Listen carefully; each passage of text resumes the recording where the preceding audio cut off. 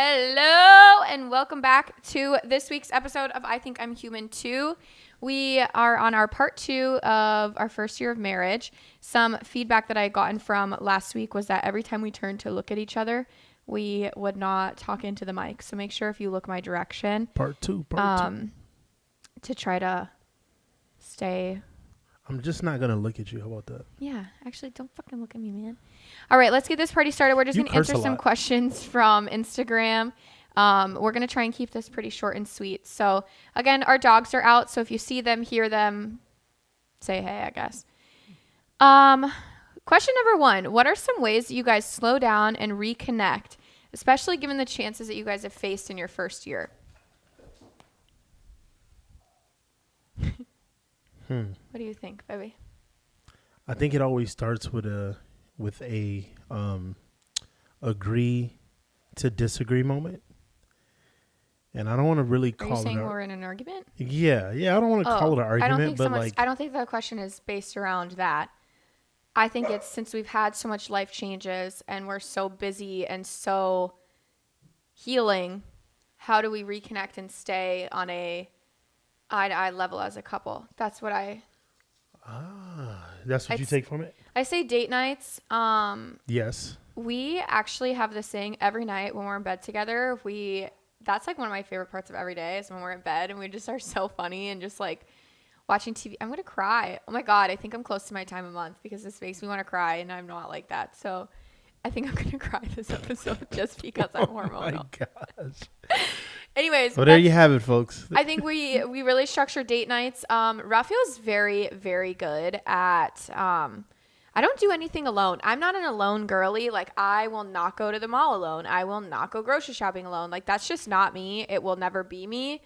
And he's very good at, he's not one of those guys that I have to be like, can you please go to the grocery with me? He's like, you're very on top of it, and that's the time that I feel connected with him the most is like when we do our quote unquote chores together, our errands. Like, he's very attentive to that. That's my time that I feel most connected and reconnecting.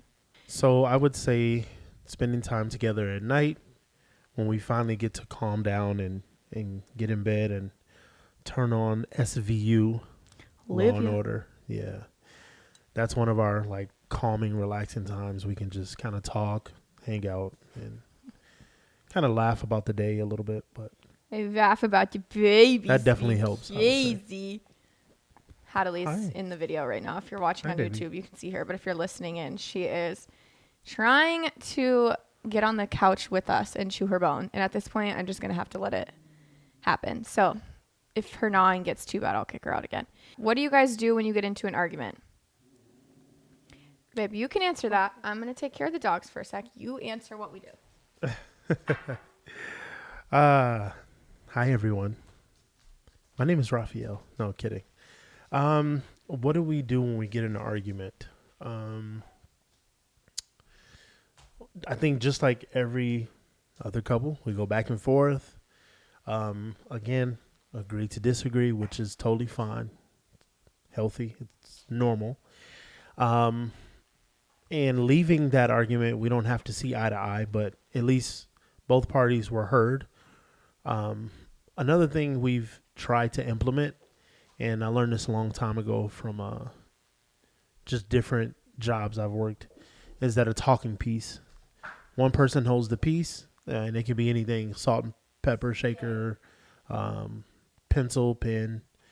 But whoever has the talking piece, they get to speak without any interruptions, and then you then pass it over to the other person. They get a chance to speak. She's really playing with so me that's one way, kind of how we limit the arguing. But any healthy relationship is going to have some agree to disagree moments. So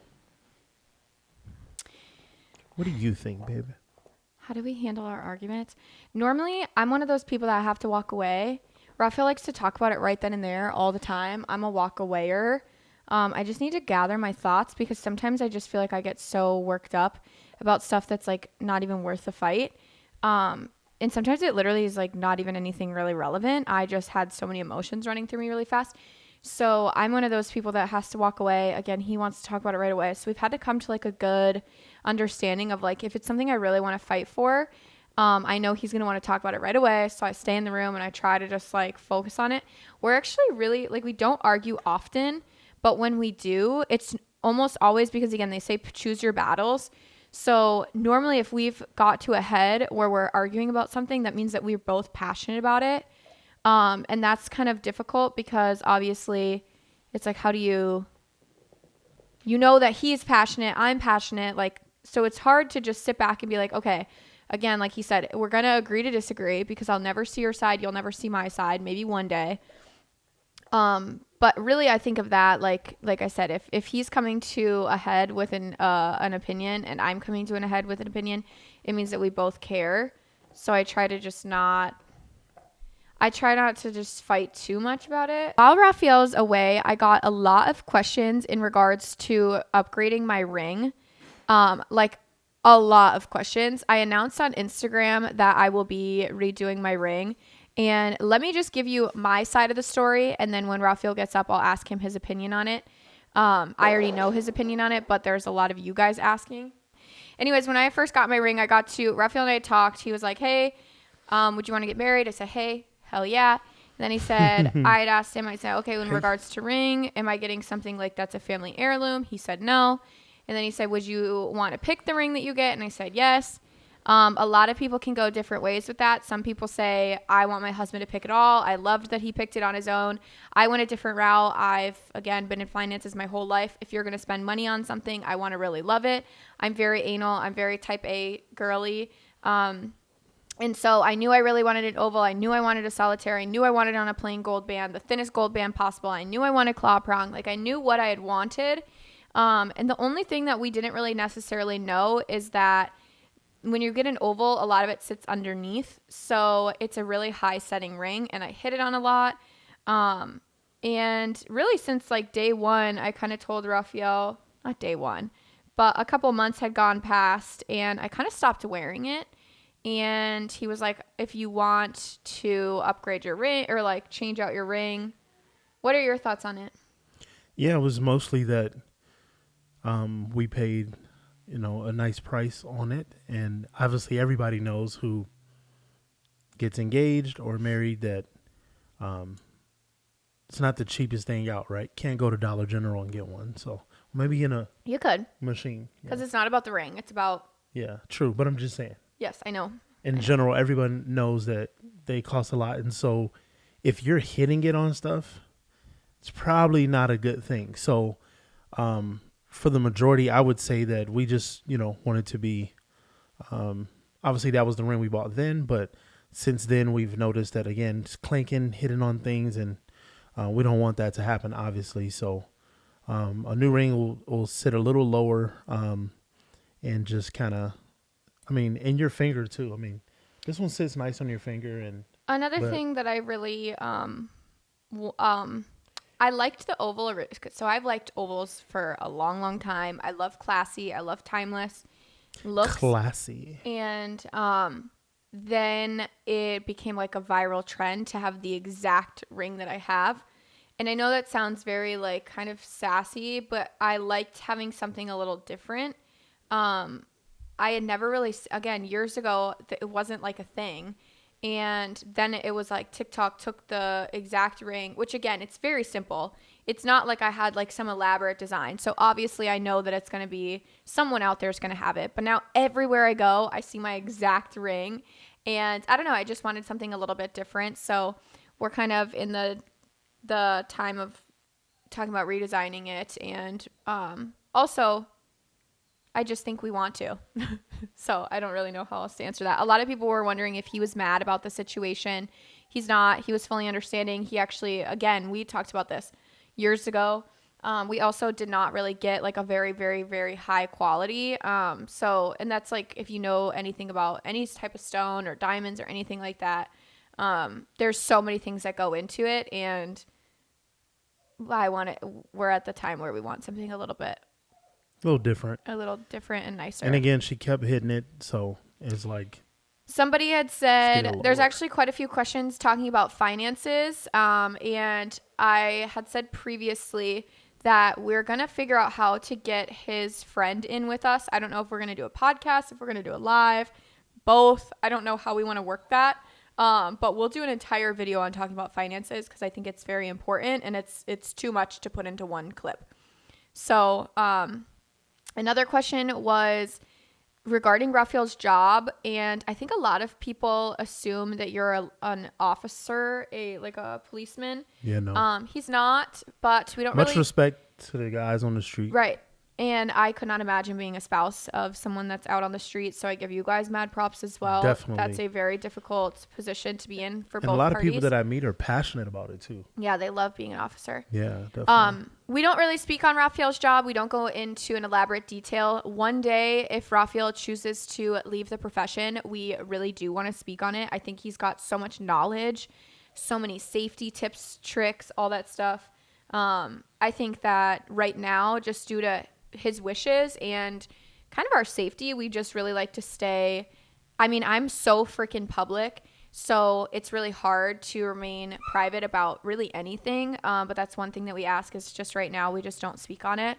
Our close friends and circle know, but other than that, that's really all we have to say about that. But he is not an officer. Again, more finance questions. A lot of finance questions, actually. When are you guys having kids? We get that asked a lot. Right now, we're just living life.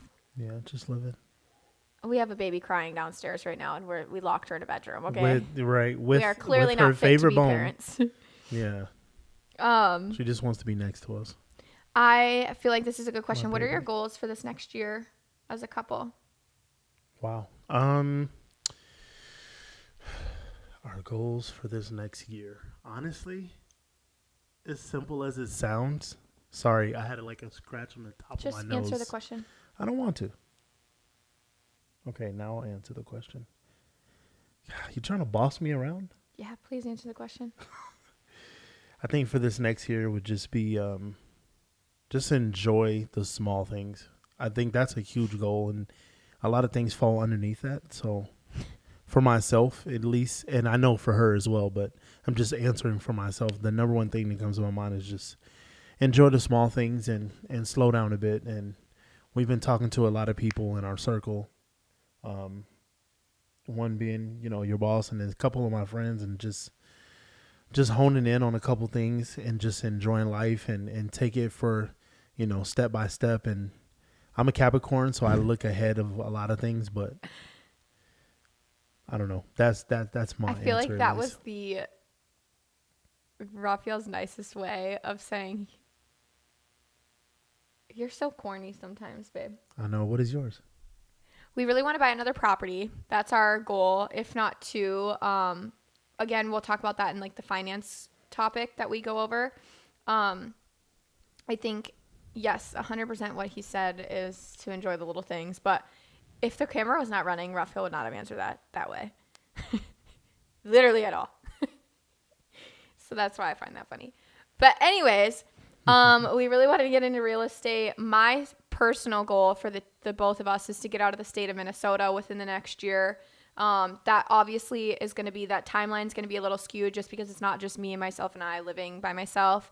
We have a house to sell. We have him to figure out a new career if we were to move. The dogs, Our like puppies. there's so much to Do not think forget about. our puppies. Well, obviously the girls will Put go them wherever. first. I really want to get the girls a yard. We have a big yard, but it's not fenced in. We don't want to put the money into fencing it. So I really want to get out of the state of Minnesota. I've talked about that so much. Raphael, even when we first started dating, one of my first questions was like, do you want to stay in Minnesota forever? And his answer was no. And now we're kind of in a different position. I have a little bit more I have a lot more flexibility on where I live. Also, I feel like Minnesota kind of hinders me in certain ways as a content creator because there's not really much of a atmosphere here. So when you go out in New York or you go out in LA or you go out in Dallas, like you get other creators, even Nashville, there's a lot of creators, there's a lot of creativity, there's a lot of motivation. Here it's hard because to grow my name further, it's just not going to really happen at the extent that I would love, just due to the simple fact that I'm in Minnesota. And it stinks. There's been times where and obviously this is getting into like a different topic. I'm rambling a little bit, but Minnesota brands don't really work with creators. So they'll come at me with something and they'll be like, hey, but we want it for free. And it's hard because again, you wanna support and you wanna support local and you wanna work with these Which brands. we do. And Yeah, we do, and definitely. I do everything for free. Which is that's where I've talked to like with my agency and stuff, and they're like, that's why Minnesota's not gonna grow in this realm though, because every single influencer or creator here that they work with, they don't charge them because it's just not. Anyways, I think eventually they'll probably get on board. Obviously, they're a little bit behind, but the people we do work with are awesome. It's just yeah, they're just not obviously. it's just Minnesota's hard different in New because York and you wanna grow your name Texas and and yeah, California. and buy like I know a lot of time like yes, going to an event for free, that's different, but there's a lot of brands where like I've gone in with ideas. I am now the face. I'm doing collaborations. If I was working with any other brand that wasn't based in Minnesota, they would be paying. And it's like every brand in Minnesota is like, oh yeah, we'll just give you a commission of what you sell, which again is nice, but it's a lot of, anyways, this is a whole topic for a different day. I do want to do a whole episode on like the ins and outs of influencing, creating, whatever, because I know there's a lot of questions there. Even just like tax purposes, all that stuff. I have so much knowledge over the last year that I've just been absorbing nonstop of like how to turn content creating into a full-time job, because it is a full-time job, but how do you do it successfully while maintaining your money, doing it legally, all that stuff. So that's a whole question for another day. Anyways, back to topic. I'm so bad at that. My ADHD is squirrel. Yes. So that's our goal. We want to move out of the Definitely a state. squirrel. I just want to touch on that. You are a squirrel to the fullest. Left, right, up, down. Gotta go here. Gotta go there. You're a fish. All you do, just keep swimming. Babe, hit a left. Sorry, I got the memory of a football player. I'm sorry, I don't know nothing, man. You have a memory of a fish. I want to fight that, but I'm just gonna let you win. You that know one. that's right. Raphael Guarantee 1000, your butt cracks Catherine out 1. right now. Anyways, Raphael made a TikTok, y'all. Raphael Wash. Go check me out. Ice me out. Hey. Anyways, Raphael, this is a question for you. How did Raphael deal with the grief of Bill while also being there for you? Good question. In a sense, I think, especially early on, I put your grief over my own, and not in a bad way. I mean, I've been through my own stuff and nothing like that, obviously, but I just knew you needed me there for you, and kind of at the same time, it was like, what is that balance? And early on, again, I wasn't too sure how to balance that, but as time went on and you appeared that, you had a community behind you. You had, a couple family members and some close friends to also lean on, and people to support, and other stories to hear.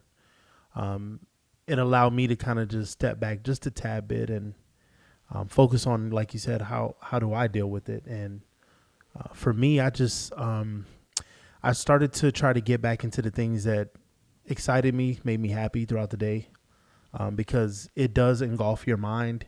You think about what could have happened differently, what you could have done differently.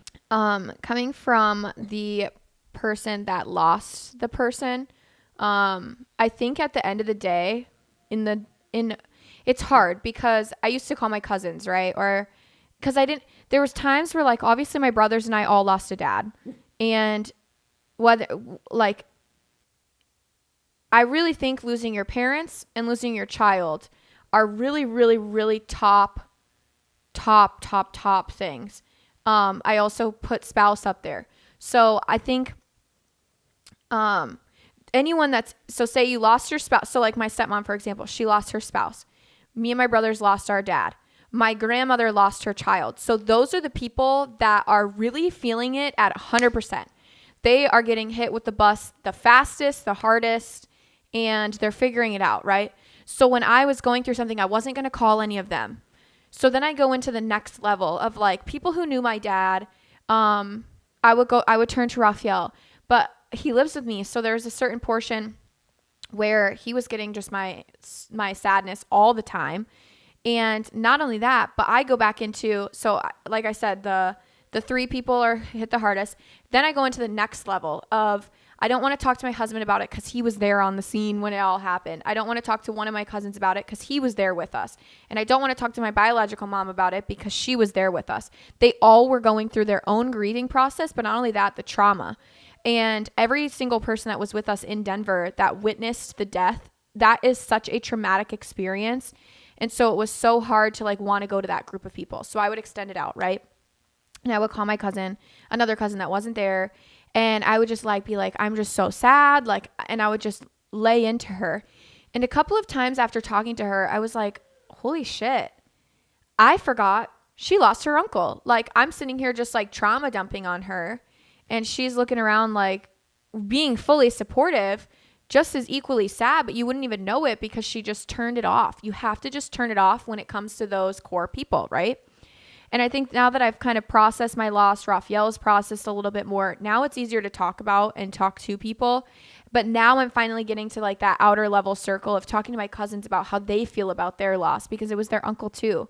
I mean, I look at my uncles and I'm like, holy shit, that would hit me really hard. Granted, it wouldn't hit me as hard as it would hit their children, right?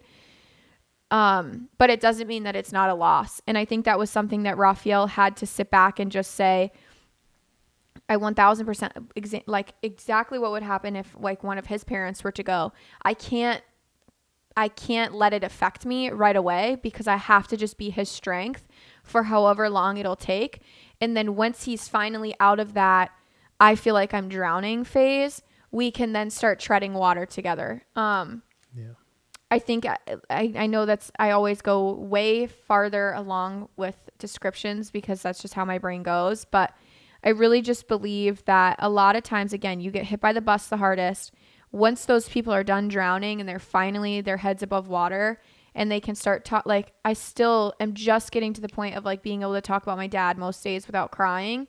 I still cry a lot, but I do feel sad. I feel really sad for Raphael too. I think that it's hard because my dad is so easy to love, was so easy to love. And he welcomed my husband in with like open arms. He absolutely loved him. Like we always would say that Raphael was the favorite child. So I know that I know that he is experiencing a loss as well. Again, he was in the room with us, so he witnessed the trauma. I think something that I'm speaking for you, so I'm sorry. Something that both Raphael and I feel on top of the grief, on top of the trauma, is guilt. Because I'm the older sister. I'm very strong. I'm the strongest head. What is it called? Like I'm the strongest person in the family in that sense. Like I'm very headstrong. I'm the leader of the group. I just take things by the rein and I run with it. And so the day that he had passed, and then also Raphael's profession, he's kind of trained to like deal with emergency situations. Not only that, but you have the biggest size on you. We were trying to save my dad. We didn't know what to do or anything. So I think there's a lot of that too of like, why couldn't we have saved him? Not only for ourselves, but for everybody else. Parts of me wishes that I wouldn't have screamed the way I screamed and got everyone else to the scene. Because my little brothers were sleeping. I almost wish that I could have held that from them and not freaked out and just dealt with it. Like if I would have known he was already dead by the time that they got upstairs, I wouldn't have done that big of I would have just been like, it is what it is. Like, the ambulance is here type stuff. I hate that I instilled trauma. I hate knowing that my brothers had to wake up to my bloody murder screams, like stuff like that. So there's a lot of emotions that we're dealing with. What is the biggest lesson you guys have learned from each other? Like what's something that I've taught you? Enjoy life. Slow down. Take in the roses. Smell the roses, right? You don't take them in, but you smell them. Yeah. I would say that's the biggest one for sure. Really? Yeah. How about you? You've taught me to just like be myself. He's taught me that for sure. He's definitely taught me that. And then the other thing that is really big to me is toxicity. But that goes for both parties. He's been able to teach me like my toxic behaviors to work through them, but then also when I'm getting toxic behavior from other people, I've just been so desensitized to it. So that's been very helpful because I was just always living with like this dark cloud over me. And I feel like I could never, like, those people that you're just like, there's always just something. We literally were like, it's always something. But it was me that was always bringing in that something. And I didn't realize that. And it not necessarily was myself doing it, but it was other people in my circle. And it was just always drama. Someone was calling for something. And it was just constant exhaustion in this household. So really identifying toxic behaviors was something that not even necessarily toxic in a way of like they meant to or they were maliciously toxic. It's just that it was negative and toxic. And it's been very helpful to not have that anymore. I was just with a cousin of mine, and they were stating something that was going on in the family, and I was like, God, it's so nice. Like, I just don't care. It was honestly really nice for the first time ever. So yeah, what is your best advice for someone in their first year of marriage? That's good. I think they say that the first year is the hardest year. No, I know that they say that. I would say have a plan on how to communicate about like the pillars of a relationship. So finances, have a plan about that. Maybe every Sunday you sit down and you talk about them and go over the budget for the week or the month or whatever the case may be. I think that's huge. Then, all right, another pillar, agree to disagree, right? Arguments. How do we communicate during arguments? How do we make sure, things aren't said that people can't take back, things of that nature. How do we communicate during the argument? Are we letting the other person speak? How does that look, right? We talked earlier about, maybe a talking piece or whatever. You get the pen, now you get to speak. I get the pen back, I get to speak. Again, those are two of some of the main pillars, and there's probably some others out there, but just having kind of maybe like a small roadmap. Mind you, life is life, and so nothing can be perfectly planned or go, piece by piece perfectly together. So it's like kind of on the fly, but those are like the main pillars you probably should like get into discussions about, because those are like some of the main things people go through and split them apart, Mm-hmm. But I think that's actually pre-marriage advice, to be honest. I don't think you should be figuring that out in your first year. For sure. I think you should be figuring that out in your first year of dating. Because this is just my personal opinion. I think there's a lot of people getting married just to get married. Just because they've been with someone for too long or a long time. And then they're like, oh, well, it's just what you do. And I don't know. I still to this day, I don't know if you can say the same about me, but I married you because I wanted to marry you. Obviously, like that was the whole, like I wanted to. And any battle that we went through, I knew that he was worth it. But I have a lot of people that I know right off the top of my head where it's like their first initial thought is like, why did I get married? Not like, how can we figure this out? And that's such a sad way of thinking, because that means that you're not with the person you want to be married to. And marriage is a long, long, long time together. But it's kind of funny and it's cliche, but it's like, I love the thought of like a long, long time together. Yeah. Some people are like, fuck, it's a long time together. And I'm like, yeah, baby, I wish we had longer. Right. And that comes from like being friends. Being friends, yeah. True friendship. But again, marrying someone that you really want to be with. Yeah. Some days we're not friends. Some days I'm like, I don't even want to look at you right now. It's very, very, very rare. But you have to. But I know, but it's still, I don't sit there and think. Actually, there was one time where I was so mad at you. I was like, I just don't want anything. I just want to leave. I'm going to leave. Goodbye. And I literally went and hung out with my girlfriends all weekend. And it was still like, it was like probably our worst argument, because they would laugh if they heard it, but we're not going to go through that. I'm just saying it wasn't that serious. You know what I'm saying? Like, well, when you're talking away from your mic. If they heard it, they'd be like, if they hear that, they're like, oh, I think people would agree with me. Oh no, I'm not saying that. I'm just saying it wasn't like what they probably are thinking. Like, oh my gosh, something unbelievably crazy. You know, it's nothing like that. It's just that we saw something differently, and that's all. Can they hear Hadley? I don't know. I know, cute. All right, what's the next Anyways, question? so someone else, like most, I got through most of the questions we wanted to answer. Again, we'll talk about finances at a later date.